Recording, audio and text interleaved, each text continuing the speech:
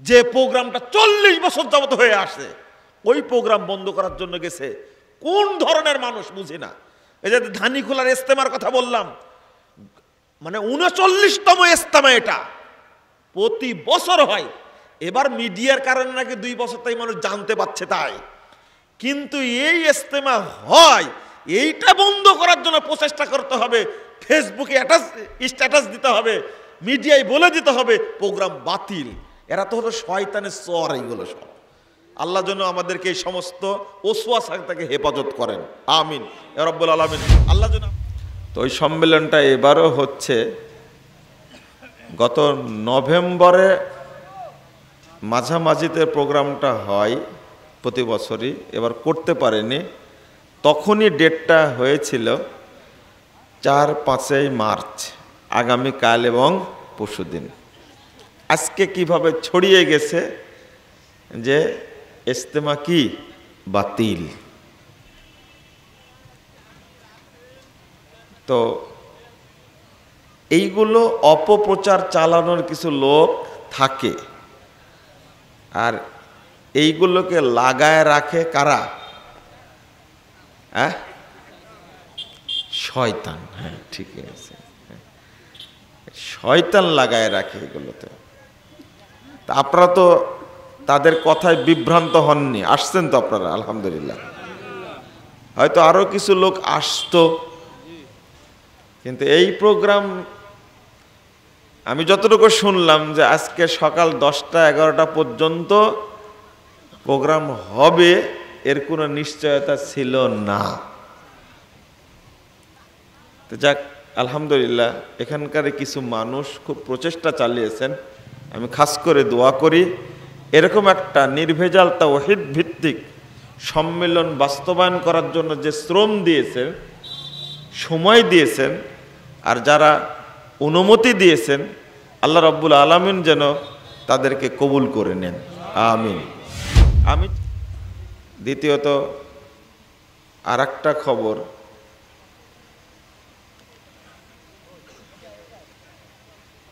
একটা আলহামদুলিল্লাহ আহলে হাদিসদের সবচেয়ে বড় একটা ইজতেমা হয়। শেখ আব্দুর রৌফ সালাফি, খুলনা, অনেকে চিনেন না? উনি তো মারা গেছেন। এই ইজতেমাটা চালাতেন তিনি।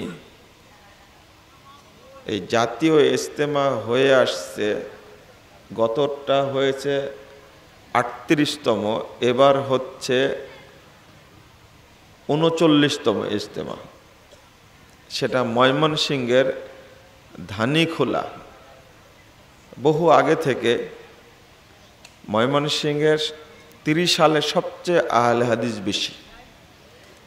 আপনারা জানেন এমপি যিনি, তিনিও কিন্তু আহলে হাদিস।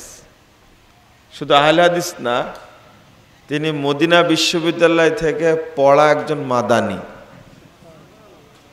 এবং বিশ্ববিখ্যাত একজন কারি এবং হাফেজ। একজন মাদানী বাংলাদেশে কি এমপি, তাও আহলে হাদিস, আলহামদুলিল্লাহ। তিনি তত্ত্বাবধান করেন। গত পরশুদিন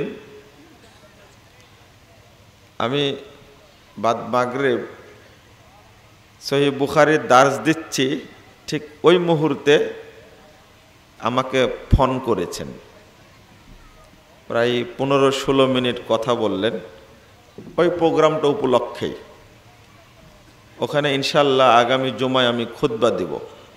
বিরাট মাঠ, মূলত এটা ওই অঞ্চল ভিত্তিক, ময়মনসিংহ, জামালপুর, গাজীপুর, শেরপুর, নেত্রকোনা, আর কিছু মানুষ বাহির থেকে সেখানে অংশগ্রহণ করে।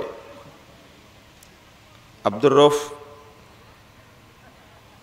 রাহিমাহুল্লাহ, আল্লাহ তাকে জান্নাতুল ফেরদাউস দান করুক, আমিন।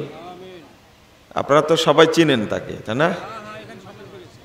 এখানেও আসছিলেন যে বড় সম্মেলন। দেখতে ছোট কিন্তু খুব তেজ বেশি। আলহামদুলিল্লাহ 2016 সালের 7 জানুয়ারি তিনি মারা গেছেন। তো আল্লাহ জি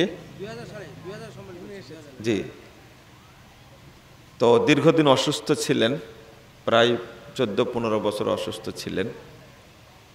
তো ওই সম্মেলনটা এবারও হচ্ছে। গত নভেম্বরে মাঝামাঝিতে প্রোগ্রামটা হয় প্রতি বছরই, এবার করতে পারেনি। তখনই ডেটটা হয়েছিল 4-5 মার্চ, আগামীকাল এবং পরশুদিন। আজকে কিভাবে ছড়িয়ে গেছে যে ইজতেমা কি বাতিল। তো এইগুলো অপপ্রচার চালানোর কিছু লোক থাকে, আর এইগুলোকে লাগায় রাখে কারা? শয়তান। হ্যাঁ, ঠিকই আছে, শয়তান লাগায় রাখে এগুলোতে। তা আপনারা তো তাদের কথায় বিভ্রান্ত হননি, আসছেন তো আপনারা, আলহামদুলিল্লাহ।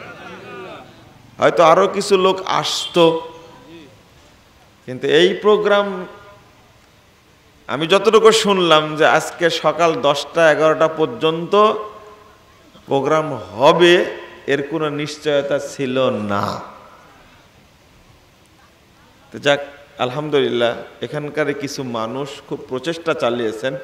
আমি খাস করে দোয়া করি এরকম একটা নির্ভেজাল তাওহীদ ভিত্তিক সম্মেলন বাস্তবায়ন করার জন্য যে শ্রম দিয়েছেন, সময় দিয়েছেন, আর যারা অনুমতি দিয়েছেন, আল্লাহ রাব্বুল আলামিন যেন তাদেরকে কবুল করে নেন, আমিন।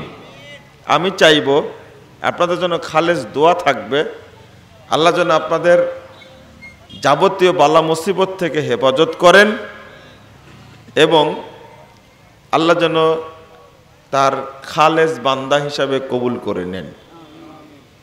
এবং প্রতি বছর, গত বছর হয়নি, এই আন্দারকোটার ঐতিহ্য আছে। আজকে আমার দাড়ি পাকা দেখছেন, তাই না?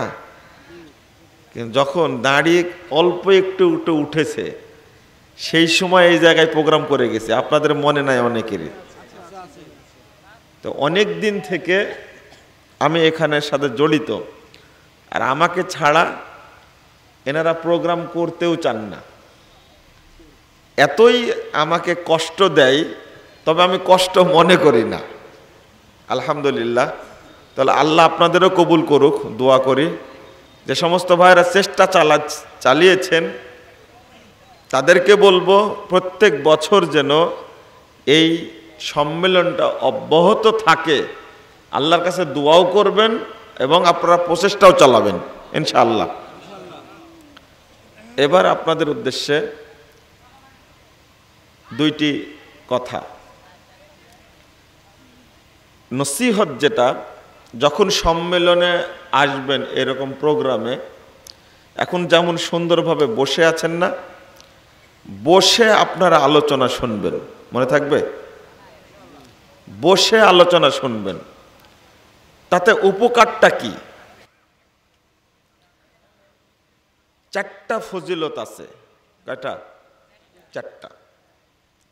এখানে যত মানুষ, তার চেয়ে অধিক গুণ বেশি মানুষ এই দোকানে আর রাস্তায় আছে। এর চেয়ে অনেক মানুষ রাস্তায় আছে।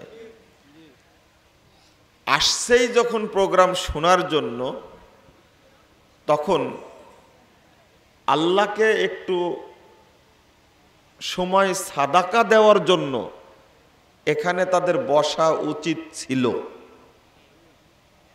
তাই না? কেন উচিত ছিল আমি বললেই বুঝতে পারবেন। রাসূলুল্লাহ সাল্লাল্লাহু আলাইহি ওয়াসাল্লাম বলছেন, 1 নম্বর ফজিলত, তাবরানী আওসাতের মধ্যে এসেছে, 1556 নম্বর হাদিস। রাসূলুল্লাহ সাল্লাল্লাহু আলাইহি ওয়াসাল্লাম বলছেন, মা জালাসা কওমুন ইয়াযকুরুনাল্লাহ, কিছু মানুষ যখন এক জায়গায় বসে আল্লাহকে স্মরণ করে, আল্লাহর কথা কিতাবের পর্যালোচনা করে, ইল্লা নাদাহুম মুনাদিম মিনাস সামা, তখন আল্লাহ আসমান থেকে ডাক দিয়ে বলেন, আল্লাহই ডাক দিয়ে বলেন, তোমরা বসে আলোচনা শুনছো, এখন আলোচনা শেষ, বৈঠক শেষ, কুমু মাগফুরাল লাকুম, তোমরা এখন উঠে চলে যাও, তোমাদের সবাইকে ক্ষমা করে দেওয়া হয়েছে। তাহলে 1 নম্বর, বসে আলোচনা শুনে উঠে গেলে আল্লাহ সব পাপ কি করে দেন? ক্ষমা করে দেন। 1। 2, ওয়াবাদদালতু সাইয়্যাতিকুম হাসানাত, আল্লাহ বলেন তোমরা ইতিপূর্বে যে যত পাপ করেছিলে আমি আল্লাহ সমস্ত পাপকে নেকিতে পরিণত করে দিয়েছি। আপনিই বলেন কত ফজিলত, পাপগুলোকেও আল্লাহ কি করে দেন? নেকি করে দেন। নাম্বার 3, রাসূলুল্লাহ সাল্লাল্লাহু আলাইহি ওয়াসাল্লাম বলছেন, এটা নাসাইয়ের মধ্যে পাবেন 1344 নম্বর হাদিস, এই যে আসর পর থেকে বা মাগরিবের পর থেকে আলোচনা শুনছেন, নেকি হচ্ছে না? হচ্ছে। তো যদি বৈঠক শেষ করে দোয়াটা পড়ে উঠেন, বৈঠক শেষ করে যদি দোয়াটা পড়ে উঠেন, তো রাসূল সাল্লাল্লাহু আলাইহি ওয়াসাল্লাম বলেছেন, কানা লাহু তাবিআন আলাইহিন্না ইলা ইয়াউমিল কিয়ামা। দোয়াটা কি?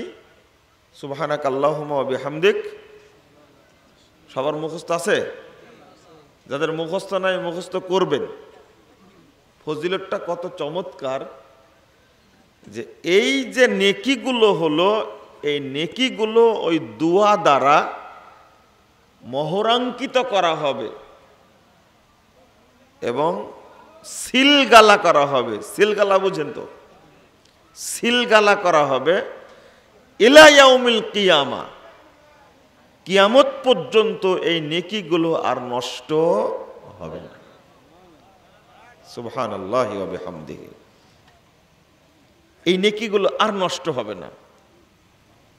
কিন্তু ইবলিস শয়তান খুব টার্গেটে থাকে, কেমনে আদম সন্তানের নেকিগুলো নষ্ট করা যায়, বুঝছেন? ইবলিস শয়তান টার্গেটে থাকে।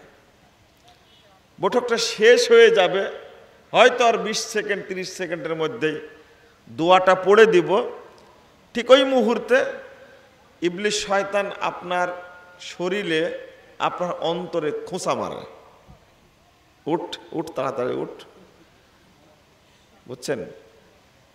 কারণ দোয়াটাও পড়া হলো না, আর নেকিগুলো সংরক্ষিত হলো না। এবার বুঝেছেন কি আপনারা? তাহলে বৈঠক শেষ করে দোয়াটা পড়ে উঠতে হবে, মনে থাকবে?